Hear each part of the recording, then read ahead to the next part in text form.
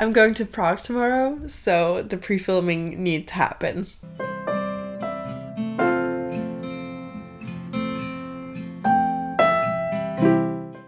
Hello and welcome to my channel, The Danish Readaholic. My name is Silka, and today I will be telling you my...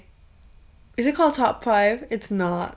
Or top 10. It's not when it's not the top. But it's my 10 worst books of 2023. I will start off with saying there's actually only 2 of these that I wouldn't recommend. So they're not worst. They're just not the best one. Like, they're honestly just the ones that were at the bottom in my call pile. Also, these are taken straight from my call pile. Some of them doesn't really make sense, and the order doesn't really make sense in my head, but they're taken straight from my call pile, so I've used the rating system that I use there. And when I finish a book, the first thing I do, I go put it in my call pile. So it's like all of them are based off of like straight after having read them, what I felt about it then. So some of these are not making 100% sense to me, but it is what it is.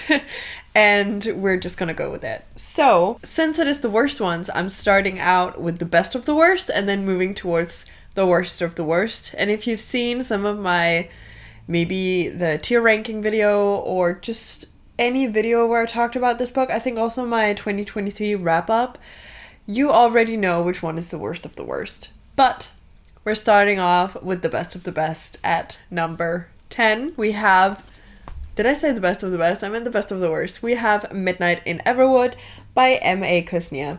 Why? I can't remember what this book is about. Like, I really enjoyed the vibes and like the frosty feel and the ballet things, but I don't remember a damn thing, and I can't tell you what it was about.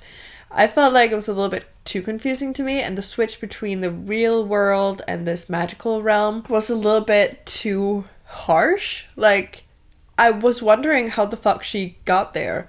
And maybe that was just me not paying full attention, and I will probably give this book another chance because I don't think I paid full attention to this. I don't know, I think it has great vibes, and yeah, but I just wasn't really feeling it, and especially in the beginning of the book, I think that was what lost me because it didn't really have anything to do with magic at all, and normally, you know, I like that, and I knew that there would be some kind of magic in this, but I was just sitting there waiting for it, and it just didn't come, and then all of a sudden it was there, and I was like, wait, did I miss something? Like, was I asleep? The best of the worst books, like number 10, is Midnight in Everwood. Next up, we have a book that I've also had some opinions about throughout the year, and that is Ice Wolves by Amy Kaufman.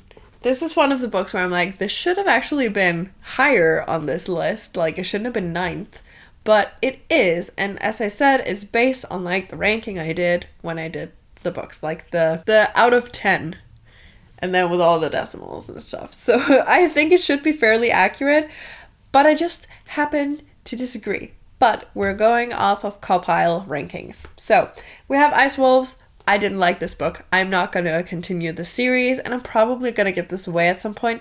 I'm not going to do like an unhaul until I need to, because I have plenty of space on my shelves, and like some of the books, they can stay, it's fine. But I'm not going to, so I'm going to do a big unhaul at some point when I run out of space. And I definitely have some books. Some of the books on here that can go. In Ice Wolves, we follow these 2 twins, and I believe that they're orphans, and then one of them is, or turns out to be, an ice wolf, and the other one turns out to be a scorched dragon, and they're supposed to be sworn enemies, and they're not supposed to be able to be siblings. So we basically follow these 2 kids, mostly the guy whose name is Anders, and he then is taken into this academy for ice wolves, whereas his sister Reyna kind of flees the scene when everybody figures out that she is a scorched dragon. So we then follow Anders, who's trying to get back to his sister, and then when we finally get to his sister, she's just being like a big bitch about it, and I don't know. It's just annoying, and I feel like this went in a different way than I was hoping that it did, because I knew the premise, and the premise sounds cool. Like, how can these 2 siblings have different powers, you know? It just didn't live up to that. I felt like it was not them looking to try their full potential. It was them, or it was Anders just being annoying, and I don't know. I just kind of hoped that we would see more of like the powers and stuff, but we didn't. Or at least I don't think we did. Next up, another book that I've talked about, Long Live the Pumpkin Queen by Shay Earnshaw. I liked the idea. It was marketed wrong. It is set to be a YA. This is not a YA. It is not a YA. You can say whatever you want to me. This is not a YA. It reads very, very middle grade. And not even like, older middle grade. It's just straight up middle grade. And that was the problem I had with it. Because I went into it thinking, okay, this is going to be, a YA. There's going to be some themes. It wasn't. It definitely wasn't. And I don't know why it was marketed as a YA. It shouldn't be, but here we are. It is a good story. It felt very childish. And normally I like that, but there was just something about the way that it was written or how childish it was. I just didn't like it. Because even the middle grade books that I read normally, I'm sometimes in doubt whether or not we're going to win or whether or not we're going to find a solution to this. I was not in doubt. And then when it came to defeating the villain, it turns out that the villain is just kind of misunderstood. And then the villain isn't really the villain anymore and all are friends. And that is the vibe I'm getting. And I don't want that. I want like an epic defeat of the villain. And the villain being a villain because he wants to. Like every single Disney movie, even though they're also, middle grade-ish. The villain is mostly a villain because they are a villain. Whereas this is just he's misunderstood. And I didn't like it. That part I really didn't like. I wanted the villain to be a villain, like full on. Bittersweet by Morgan Elizabeth. First of all, I really despise this cover. Like from afar, I like it. But I don't know if you can tell, but there's just something about the art style and the way that their faces are done. I really don't like it. But we're not here to discuss covers. We can discuss that another time. We're here to discuss the book. This was smut for the sake of smut. Honestly, I didn't feel like the story was that interesting. No, I'm gonna say it in another way, I think. Because the story was interesting. A lot of stuff happened, and there was some mafia stuff in there as well. I didn't need that at all. I went into this knowing that it was smut, hoping that there would be a decent story. It doesn't have to be extravagant. I'm not here for the extravagant story. I am here for the smut and the story combined. We don't need to go over the top. I feel like the mafia aspect of it was going over the top. I didn't need that. We could have easily replaced some of the scenes with just having, I don't know, a jealous ex. That I would have liked way more. Way more. But this, there were so many things in this that I didn't need. I like the main plot, having a baker and a tattoo artist fall in love, or at least like each other enough to, do the stuff that they do. But I didn't need the rest of it. It was too much. Even though I would recommend it. As I said, most of these books I will recommend to the right audience, but I wasn't the right audience. Similarly to the next one, this is one of the ones where I'm like, why wasn't this 10th or 11th? Why is it even on this list? But it is. So I must have liked every single other book that I've read this year better. Well, except for, the ones that I have left. But this is, what is it? This is 6th on the list of the worst books. And I don't get it. It is She Gets the Girl by Rachel Lippincott and Ellison Derrick. Well, maybe I do get it, honestly, because I don't remember a damn thing about the book. And it was a contemporary that didn't give me much. There was no smut in this because this is pure YA. It was adorable. Granted, it was. There were some cute things in this. There were a lot of misunderstandings, typical, YAC kind of stuff. It didn't give me anything new, and there wasn't anything where I was like, oh my god, I didn't see that coming because I kind of saw everything coming. So it's good for like a fluffy YA romance because that is what it is, but that is also not my jam. So once again, we're in the case of like good book, wrong audience.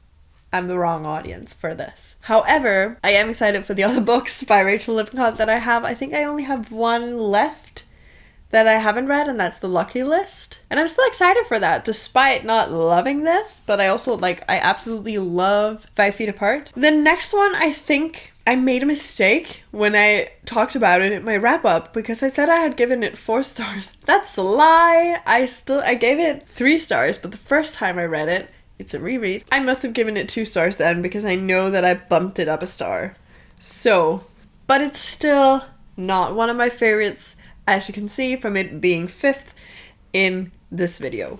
So we have Season of the Witch, the chilling adventures of Sabrina, inspired by the Netflix original series, and it's by Sarah Rees Brennan. I've talked about this before and my issues with it, and the main issues is still that some of the characters in the series, which this is inspired of, would have never acted this way. Also, our main character, Sabrina, meets a character that she doesn't meet until later on in the series, and I like the way that they meet in the series. Very nice. But having them meet here, which takes place before the series, doesn't make sense. There's a lot of stuff that happens in this that doesn't really make sense when it comes to stuff that is happening in the series later on. That kind of disconnect was kind of also what did it to me, but mostly what they did with Ambrose's character is just not, no. So that is why this is 5th on my list. Next up, I know that I talked briefly about all of them, but this one I'm gonna be even briefer with, this and the next one, because they're Danish and not translated. So, we have this one, Spectrum by Nana Foss. It's fine. It is a fine book. I would recommend it, once again, to the right audience. However, this is a little bit too sci-fi-ish for me. I didn't care for any of the characters. I think there was one that I kind of liked, but she was not even close to being one of them. Like, well, she was one of the main characters, but not the main, like, 2 people. So we didn't see her all that much. But I did like her, and I like her powers that she gets. It was fine, but it wasn't anything. Okay, let me say it this way. I have about 410 books currently. I have read like a good chunk of it, like 35%, but it's still a lot of books, and I'm not gonna prioritize continuing a series like this where I feel very iffy and kind of don't remember shit over other books and other stories that I might like a lot better. So that is like the only reason that I'm not continuing with this, because I'm tempted to, because I want to see where it goes, and I want to kind of, you know, because it's a Danish author, it's a Danish series, I want to read more Danish authors and stuff, but this was just not the one for me, so I'm just gonna keep looking and see if I can find another series by a Danish author that I probably will like more. Also, I freaking hate the cover, like, I'm sorry, but I do. Next up, we have Bedstemor Bob og Søde Sally Sukkertop, den komplette samling.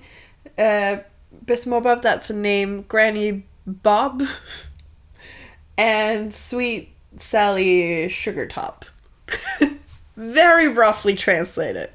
And it's like a complete collection of short stories that that follows these characters. You would normally read all of these little stories in between like a fairy tale collection that I also have. But this is just a collection of all of those little in-between fairy tale stories, which makes the reading of this kind of boring because it's basically the same story every single time. We have all of these. I don't know if you can see it. All of these. And they're basically the same story, where this little girl, so Sally Sukkertop, blows up Granny Bob for stupid reasons, for saying words wrong, for example, or doing something that pisses her off. So even though I like it and it's very nostalgic because I did read this as a kid, it was just too much, and I think having read them in the context of the fairy tales like you're actually supposed to, I would have liked it better. So I'm probably gonna put this away. Obviously, I have already read it. But what I mean is I'm going to wait a little while with reading the fairy tales because then I can read it with this like I'm supposed to. But like, it was still a good time. Like, it makes no fucking sense, like half of them, so I love it. Now we're at the top 2. Or should I say the bottom 2? And these are the ones that I probably wouldn't recommend. I will say this one though. Well, actually, you know, both of them for the correct, like for the right audience, I guess I would recommend them, but it wouldn't be a recommendation because I don't like them at all. All the other ones that I've had here, I could find like redeeming qualities. With this, I can't. Not really. There was one redeeming quality in this and they took it away, so yeah. But it's The Raven Heir by Stephanie Burgess. I liked the idea of it. The characters pissed me off beyond belief. They were so naive, I could not handle it. And so easy to convince and manipulate and gaslight. And I couldn't take it. I couldn't take it. I know that it's like a very short book and it's a short fairy tale. A lot of stuff apparently needs to happen, but then add a couple pages. Add some more depth into it. Don't make things so easy. It was too easy in this. It was too easy. And I know that we have main characters that are children, so of course they're going to be a little bit more naive than like a grown-up, but even some of the grown-ups were like super naive and fucking annoying, and I couldn't handle it. The redeeming quality that I'm talking about is our main character's powers. If I remember correctly, she can transform into animals, and I freaking love that. That is just a power that I absolutely fucking love. But towards the end, she loses her power. And I was like, why the fuck would you do that? I have a feeling that she's gonna get it back at some point in the series, but I'm not gonna continue this. Like, there were so many things where I was like, no thanks. So that is why this is probably, when I'm doing an on-haul, also gonna go. The final book. The worst book of 2023 for me, and the only one that got 1 star, Into the Wild. I don't like it. I don't have anything to say. I didn't understand what was going on half of the time. Had I not already watched the movie, I would have been so confused, like way more confused than what I was. There was just so many things that confused me. I was confused about the distance between places, and just overall where it was taking place, where he was. Sometimes I was confused about if we were talking about the main character or somebody else that I had forgotten, because the main character has like 2 or 3 names throughout the book, and that confused me a shit ton.